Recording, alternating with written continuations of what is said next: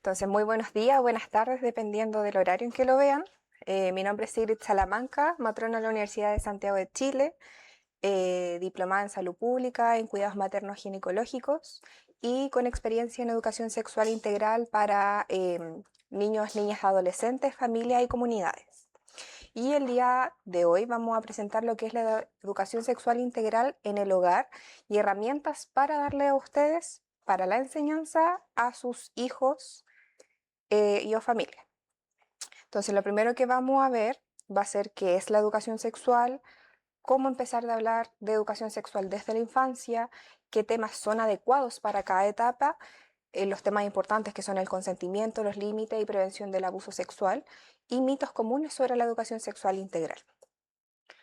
En primera instancia, la educación sexual integral es un aprendizaje continuo, temprano y natural, constante, ya que informa mucho más que el acto sexual como tal, porque consta de explicar la sexualidad, que a su vez es un concepto que tiene muchas aristas y abarca un concepto biopsicosocial.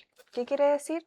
Que vemos aspectos biológicos de cómo el niño, niña, adolescente se relaciona con el medio, psicosocial, cómo se comporta y, bueno, social, que la palabra lo dice. Por lo tanto, esta educación sexual no es incitar a tener relaciones sexuales, es más que nada para que conlleven una sexualidad saludable, informada y por sobre todo, que vamos a ver más adelante, el concepto de consentido. Entonces, ¿cuáles son los pilares fundamentales para una educación sexual integral para niños y niñas adolescentes? Es que son protagonistas de su aprendizaje.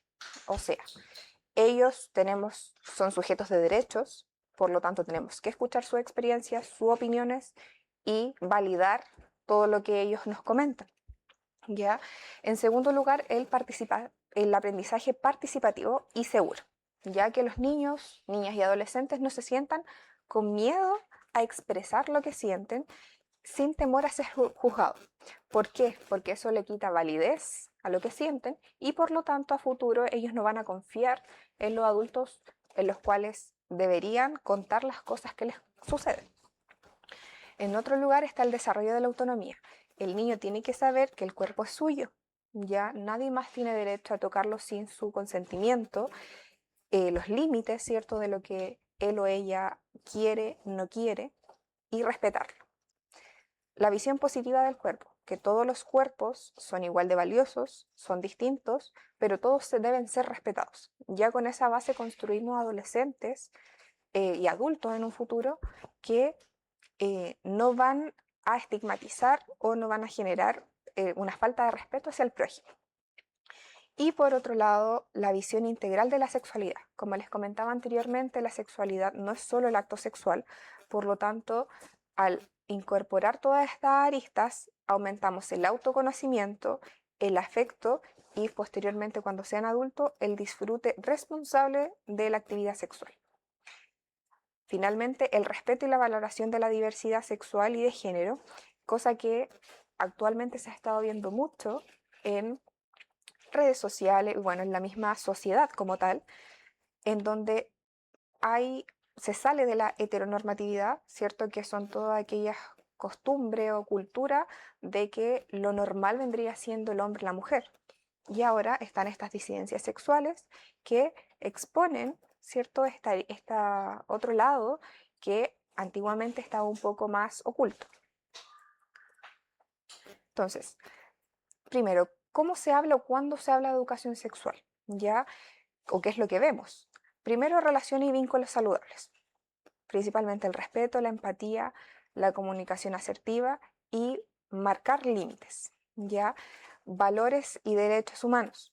Aunque suene muy básico, aunque suene muy temática de que se imparte en los colegios, siempre hay que hacer el reforzamiento. Cabe destacar que los niños, adolescentes siempre necesitan de estar en constante, hablarles constantemente de las cosas para que en un futuro eso se vuelva hábito y lo puedan poner en práctica. La igualdad de género, lo que hablábamos lo mismo, la diversidad sexual, las disidencias de género, para fomentar una sociedad respetuosa, para prevenir violencia, ya sea violencia de la sociedad en general, y lo que es desarrollo humano y salud, ¿ya?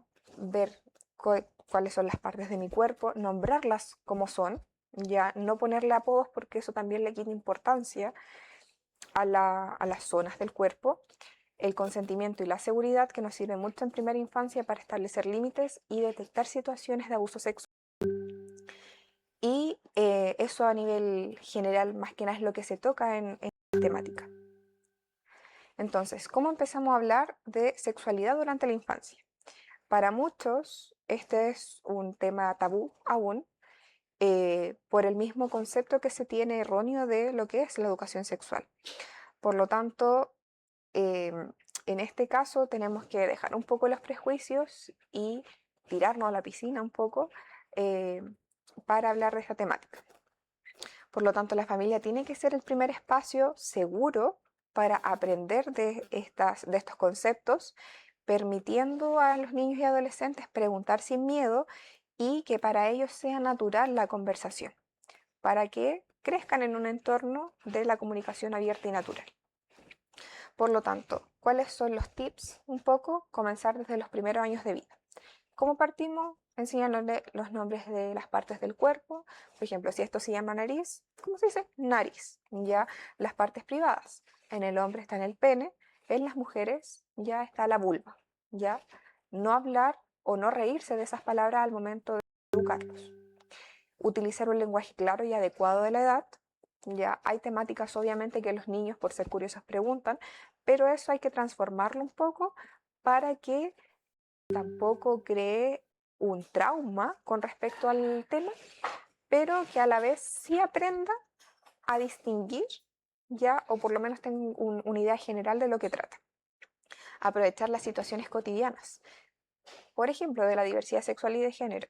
Si vemos a una pareja, ¿cierto?, homosexual o que tiene una expresión de género distinta a la que habitualmente vemos, explicarle al niño, ¿cierto?, que se llaman diversidades de género porque se sale de lo que habitualmente vemos, merecen o son personas merecedoras de respeto al igual que todos, ¿ya? Y por ahí ir partiendo hasta que ya esté el concepto más eh, incluido dentro de la formación del niño.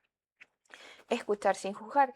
Si el niño nos pregunta o nos hace un comentario que a veces puede ser un poco, no sé, que nosotros nos deje ahí medio perdidos, ya escucharlo, quizá ahondar un poquito en lo que quieren saber y de ahí dar una respuesta. No retarlo en primera instancia porque los niños, son muy curiosos y tienen todo el derecho de preguntar.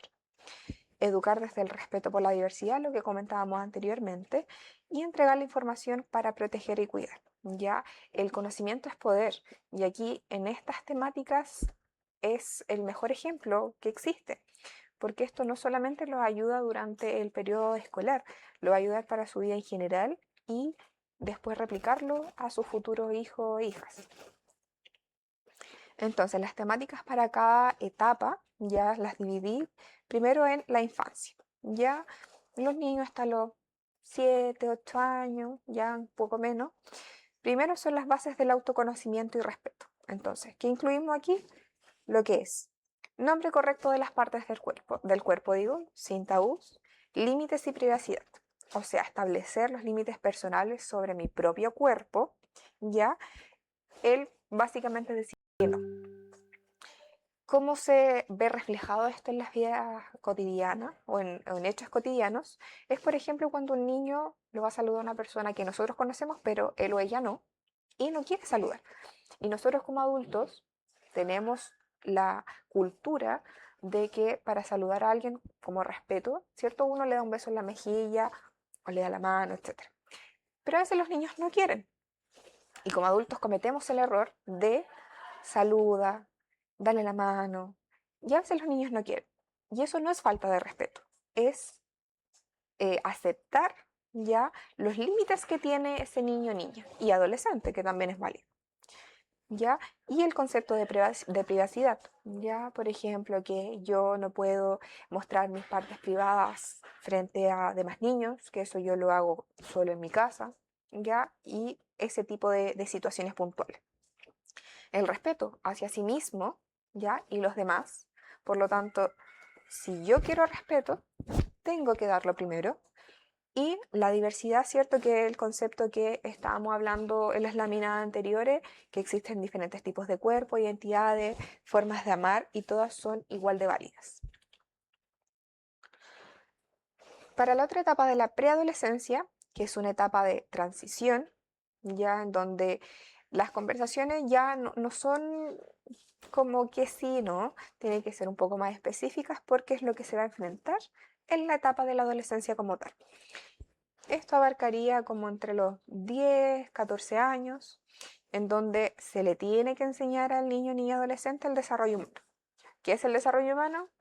La pubertad, la aparición del botón mamario, con consecuente a los 2 años aprox, al año 2 años, el inicio de la menstruación, por lo tanto salud menstrual, qué elementos puedo usar para el sangrado, ya, qué implica que llegue la menstruación, la reproducción. Si yo estoy con otra persona, ya, en este caso biológicamente una persona con vulva y otra con pene que ya ha tenido su primera menstruación, que es la menarquia, y en el hombre la primera eyaculación, que es la espermarquia, y tienen un contacto sexual, puede haber embarazo, ya no porque sea la primera actividad sexual o porque sean adolescentes, es un método anticonceptivo o son infértiles. ¿Ya? Y eso asociado, ¿cierto?, a la conciencia de fecundidad, o sea, de gestar. Segundo, sexo seguro. Aquí hablamos ya un poco más explícito, que son las fases de las relaciones sexuales seguras, pero no solamente el uso de preservativo o el uso de métodos anticonceptivos. Métodos anticonceptivos para no gestar y el uso, por ejemplo, de preservativo, condones de pene o vagina para prevención de infección de transmisión sexual, sino que un sexo seguro que sea, que no porque me obliguen, sino porque yo quiero, porque yo estoy seguro, segura, que no sea traumático y hacer o si realizan esa acción, hacerla de manera informada. Y eso es lo principal. Valores y diversidad, lo mismo con las diversidades sexuales, pero un poco más a profundidad, explicando más los conceptos, etc. Ya la adolescencia como tal, los temas tienen que ser específicos, tienes que ser explícito, porque va orientada a la toma de decisiones responsables. Si no saben lo que es, lo que van a hacer a futuro, probablemente tomen decisiones erróneas, cometan muchos errores, por lo tanto, nuestra función como padres, apoderados, cuidadores, docentes, es explicar tal cual son los hechos.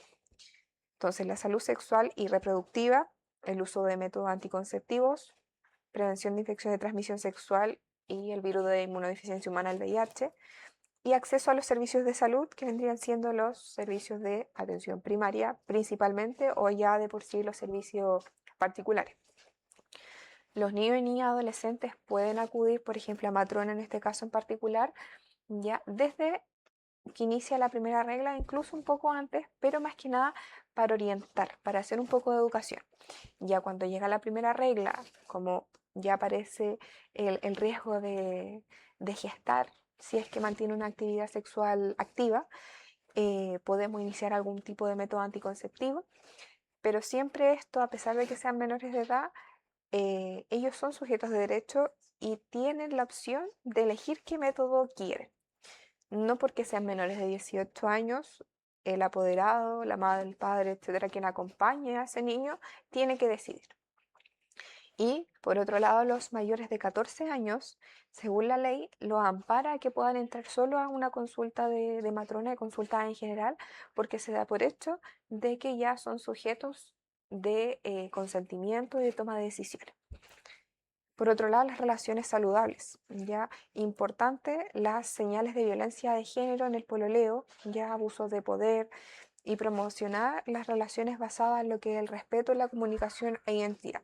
Lo que ahora las campañas promueven es el pololeo saludable.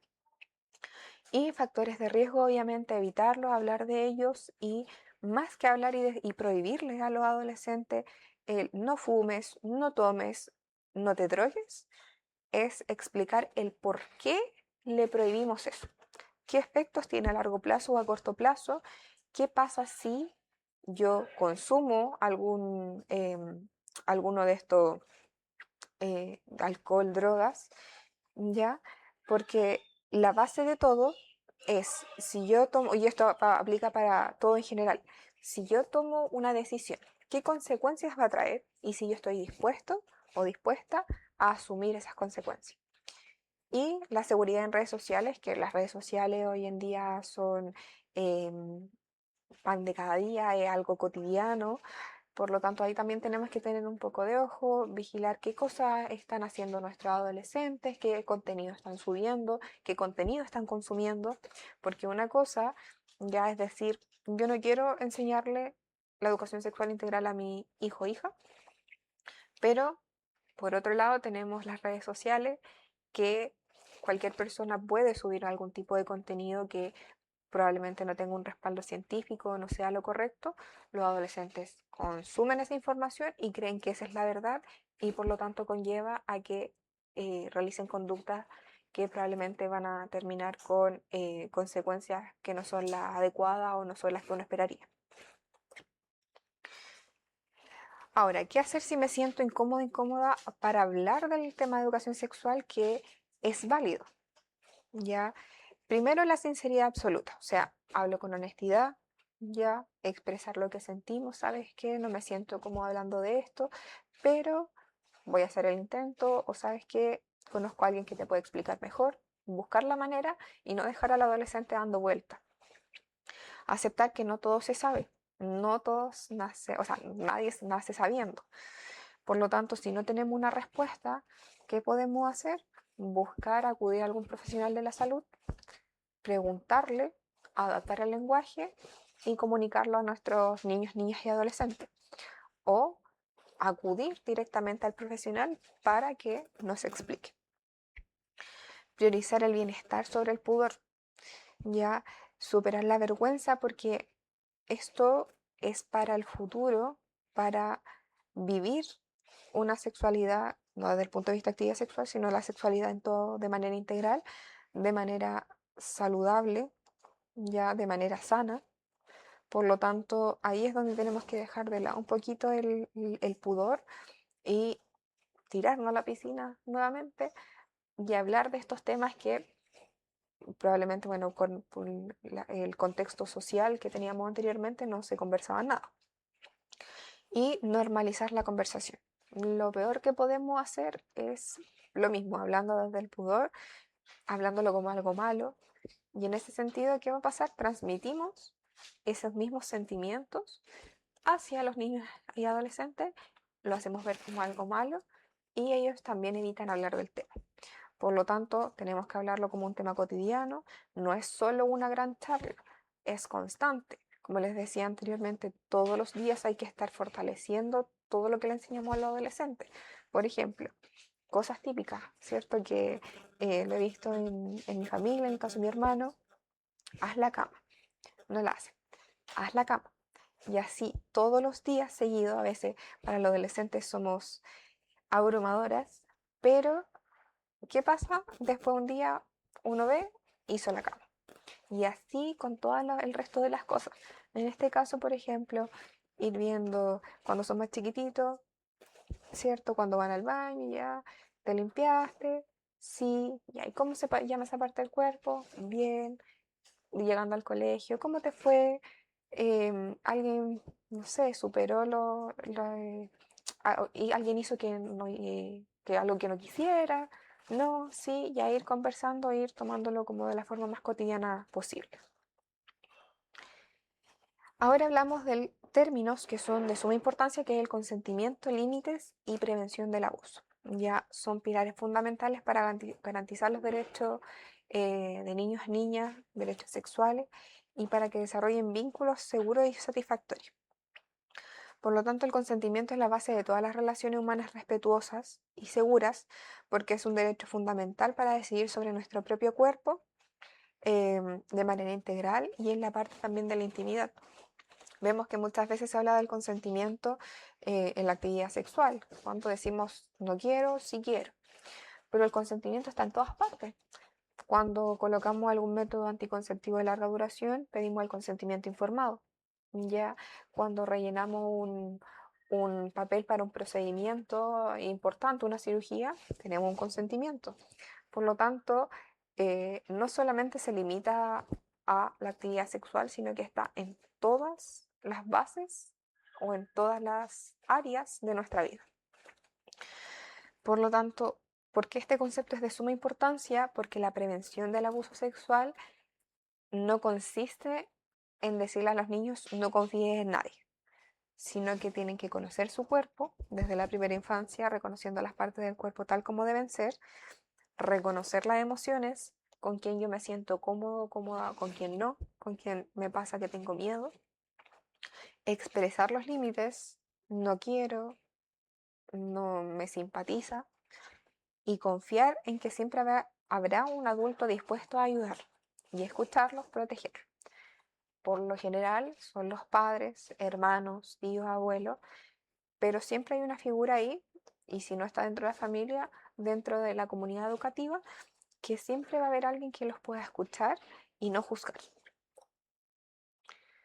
Entonces, en la primera infancia, lo que comentábamos, nombres claros, correctos, límites del cuerpo, la autonomía, que mi cuerpo me pertenece a mí, yo decido quién puede tocarme y quién no, y la privacidad e intimidad, qué espacios y situaciones son privadas y por qué tengo que respetarlas.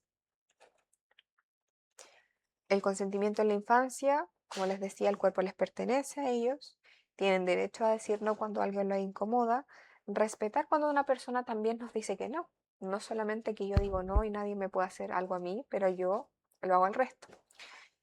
Por lo tanto, si alguien me dice que no me quiere abrazar, no me quiere besar, no quiere jugar conmigo o no quiere que me toque, es válido y se tiene que respetar. Y también enseñar a pedir permiso antes de tomar las pertenencias de otra persona. Con esas cosas mínimas hacemos que a futuro eso se vuelva cotidiano y no sea un problema cuando sean más grandes. La autonomía corporal, que todas las partes del cuerpo son de igual importantes, que existen partes privadas que merecen especial cuidado, ¿cierto? Y que nadie puede tocar su cuerpo sin su consentimiento. Que ellos a la vez no pueden tocar el cuerpo de otras personas sin el consentimiento de estas. Los límites personales, el no quiero, eso me incomoda, prefiero que no, no me gusta, detente. Y así otras frases que nos pueden alertar de que los niños no se sienten cómodos o seguros con respecto a alguna situación en particular. Y como adultos tenemos que respetar estas expresiones y modelar ese mismo respeto en la convivencia diaria, ya sea dentro de la familia o en el entorno de la comunidad educativa. También enseñar a los niños ya que las personas que ejercen algún tipo de abuso de poder y por consecuencia, si esto persiste, un abuso sexual, es que les dice que tienen que guardar un secreto, ¿ya? Y ahí es donde podemos tomar eso y enseñar a los niños que hay secretos buenos y malos. En teoría no deberíamos tener secretos, ¿ya? Pero que los secretos buenos serían aquellos que nos generan alegría y que en algún momento se saben, que por lo general es a corto plazo. Sin embargo, los secretos malos, que son los que principalmente estas personas son las que les dicen, son los que nos generan miedo, incomodidad, nos provocan tristeza, implican tocar el cuerpo, incluir amenazas, que si tú le dices, tu mamá le va a pasar esto, si tú le dices, te voy a quitar tal cosa, ¿ya? Y esto siempre, siempre, siempre se tiene que contar al adulto de confianza, siempre.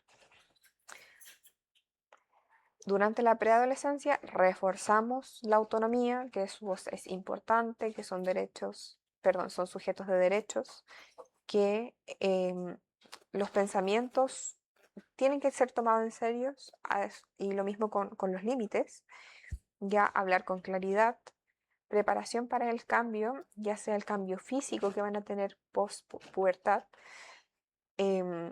y darles las herramientas para que puedan tomar las mejores decisiones posibles y conectar el respeto al cuerpo, ya la integridad corporal, la privacidad, lo mismo, si yo quiero que me respeten, respetar al resto. Durante la adolescencia ya las conversaciones más explícitas, honestas y directas, ya aborda situaciones reales, me pasó esto, quiero esto, a un amigo le pasa esto, ya, y hablar sin miedo y sin este tabú que ha caracterizado por mucho tiempo y caracteriza actualmente también la educación sexual. La regla de oro no siempre significa no. O sea, no hay que darle más vuelta, no tiene otra explicación, no es no. Así de simple. Entonces, el consentimiento, ya en este caso de las actividades sexuales, este consentimiento se puede revocar en cualquier momento. No porque yo diga sí al principio de la actividad sexual y me arrepienta a la mitad, es que yo tengo que seguir con esa decisión. Yo a mitad del acto puedo decir que no y eso se tiene que respetar. Ya, y así con el resto de las situaciones de consentimiento y evitar hábitos nocivos. También lo que conversábamos, alcohol, drogas, ya el cigarro, los famosos vapor también tienen implicancia en la salud, ya porque esos son factores de riesgo que a la larga se van acumulando y nos llevan a tomar decisiones erróneas. Ahora, ¿qué hacer si un niño o niña adolescente revela una situación de abuso? Primero, cuando ocurren este tipo de situaciones, la persona a la que se le cuenta esta situación como tal es determinante para que el niño o niña adolescente pueda seguir contándonos y a futuro nos pueda contar otras cosas. Por lo tanto, es fundamental porque nosotros somos su figura de protección, somos la figura de confianza y de bienestar emocional. Entonces, lo primero que tenemos que hacer es escuchar de forma activa y sin juzgar, solo escuchar, no emitir ningún tipo de comentario, solo escuchar, ya ir ordenando un poco la historia, validar y elogiar su valentía, porque muchas veces se dice, seguro que mejor lo malinterpretaste. No, decir, ¿sabes qué? Agradezco que me hayas contado esto, vamos a hacer algo al respecto. Brindar seguridad y apoyo incondicional en cualquier, pase lo que pase, yo voy a estar contigo, vamos a hacer esto de juntos, ya no vas a estar solo, sola. Y obviamente buscar ayuda en un profesional de inmediato. Puede ser algún profesional de la salud, ya sea por servicio de urgencia, ya en hospital. Algunos consultorios tienen el SAPU, SAR, que también son servicios de urgencia de atención primaria. Y bueno, también los colegios por lo general tienen protocolos para saber cómo actuar ante estos casos. Ya porque al ser menores de edad, y sobre todo si son menores de 14 años, conlleva un tipo de denuncia que uno la puede hacer directamente como persona natural en Carabineros, pero si vamos dando un profesional de la salud o de la comunidad educativa, ellos también tienen directrices a seguir. Entonces, hablando todo esto, mitos comunes sobre la educación sexual, yo creo que todos cuando no sé, durante la adolescencia o antes de quizá ingresar a la universidad, en mi caso antes de estudiar la carrera, pensábamos que el hablar de estos temas fomentaba el inicio de la actividad sexual de manera temprana. Y la verdad es que no es así. Se ha demostrado que con esta información los adolescentes tienen mucho más conciencia y prefieren retrasar el inicio de actividad sexual y lo vinculan a más las emociones. Por lo tanto, antes de dar este paso, piensan en las posibles consecuencias y eso hace que tomen la decisión de manera con mucha más herramientas a mano. Primero, ¿se trata exclusivamente de enseñar sobre el acto sexual? No. Vimos en un principio que habla de la sexualidad y que la sexualidad es un concepto integral que aborda muchas aristas. Por lo tanto, bueno, y una de esas aristas es la actividad sexual, pero no es solo eso. Sexualidad no es lo mismo que actividad sexual, pero la actividad sexual sí es parte de la sexualidad. ¿Es responsabilidad única de los colegios? No.